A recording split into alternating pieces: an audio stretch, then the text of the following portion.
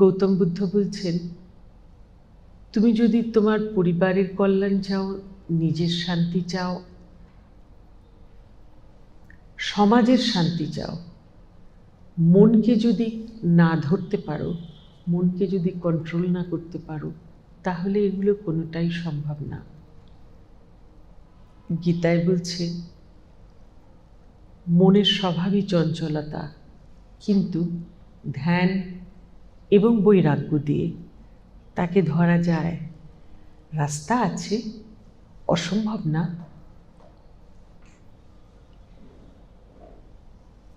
অসুবিধাজনক। তোমার যা সুবিধা নয় তাই অসুবিধা। কি তোমার সুবিধা? নিত্যকারের যেমন তুমি করে আসছো তেমনটি থাকতেই তোমার সুবিধা লাগে। তাতে তো শত অবধি পৌঁছানো যায় না। এই পথে আবার ধরো কোনো প্রফেট বলছেন,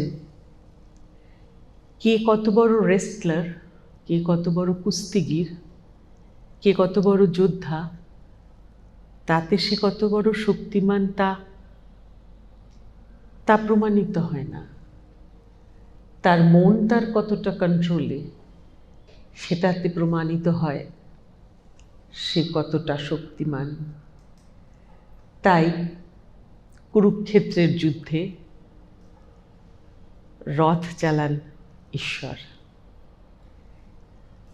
যে যুদ্ধ করবেন সে তো ব্যালেন্স নেই মনে, তার মন তো কখনো এদিকে পড়ছে, কখনো ওদিকে পড়ছে।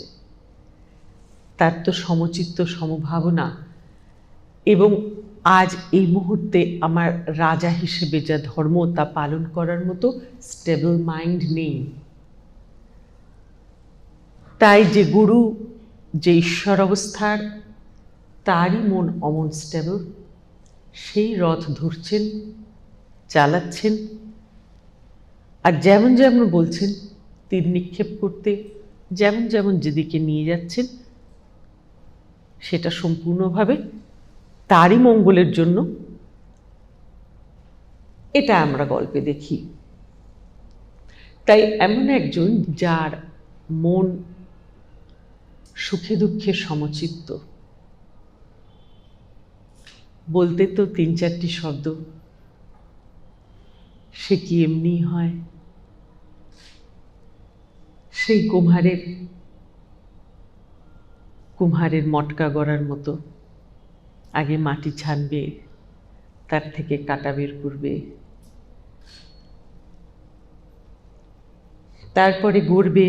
একটা মটকাকে গড়তে হলে, কলসিকে গড়তে হলে কখনো যেমন জল দিয়ে লেপন করে, মানে আহ্লাদ করে, আবার কখনো পটার যিনি বানান তিনি আবার ওগুলোকে আঘাতও করেন।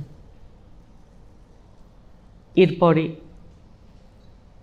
বিরাট আগুনের গহ্বরে ফেলবে, তবে সেটি একটি ছোট জলাধার হবে। জল যে প্রাণ সমান তাকে ধারণ করতে পারবে। তাই সুখে দুঃখে সমচিত্ত অমন জলাধারের মতো তুমি যে জলই রাখো ও ধারণ করে থাকে, ও কিছু বলে না। ময়লা জল ঢাললেও ধারণ করে থাকে, শুদ্ধ জল ঢাললেও ধারণ করে থাকে। তো এই যে সুখে দুঃখে সমচিত্ত অবস্থা, সেটি আরেকটি এমন অবস্থার সন্নিধানে না আসলে, তোমার মনে হৃদয়ে বারবার অনুভূত না হলে, তুমি রিজনেবলি না বুঝলে, তুমি মান্যতা করবে না, আর সেই পথে তুমি চলতেও পারবে না।